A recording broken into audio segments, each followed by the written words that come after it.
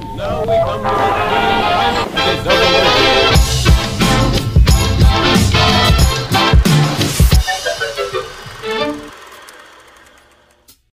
Gawa tayo ng nilagang manok. Good afternoon mga kamamsi ko dyan. Meron tayo dito isang pitsyo ng manok. Nagpakulo na ako ng tubig. At malapit nang kumulo yung ating tubig. So naglagay ako ng pamintang buo. Isang chicken cubes. Then maliit na ginger. Isang sibuyas. Yan, pinakatangkay ng sibuyas dahunan. Then saka natin ilalagay yung isang pitsyo ng manok. Madalian po yan na pagluluto mga kamamsi. Huwag niyo po munang takpan mga kamamsi.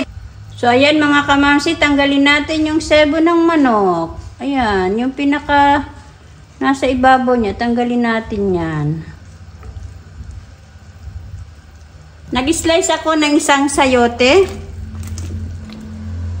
3 piraso na patatas. Pararamihin natin yan para may pang-ulam pa tayo hanggang bukas. Maglalagay ako ng patis. At saka natin yan takpan.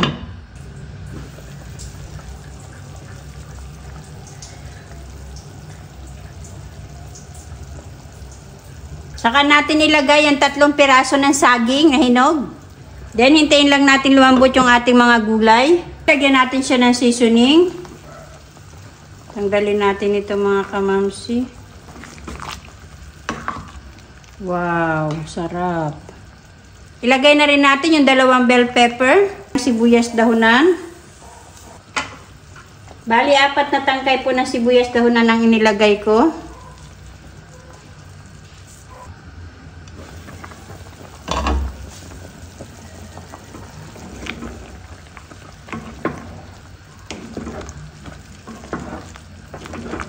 Haluin nyo po paminsan-minsan mga kamamsi. Medyo matabang siya, lagyan natin siya ng asin. Check na natin kung malambot na yung ating gulay. Oh, kitang-kita naman na malambot na yan, oh.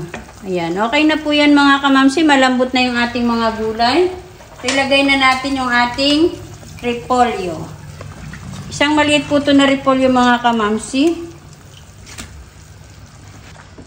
O, diba? Yung isang pitsyon ng manok, marami ang makakapag-ulam. Kasi nilagyan natin siya ng gulay. May gulay na, may manok pa, then syempre may sabaw pa.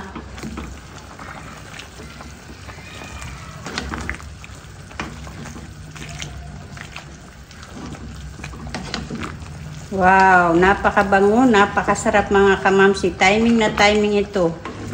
Yun nga lang, mainit na nga dito sa amin. Then, sabaw pa'y mainit, ay siguradong pawisan tayo nito pagkatapos natin kumain.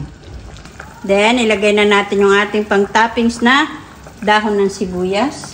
So, okay na yan mga kamamsi. Huwag natin i-overcook yung ating repolyo. Okay na po yan. So, luto na ang ating nilagang manok.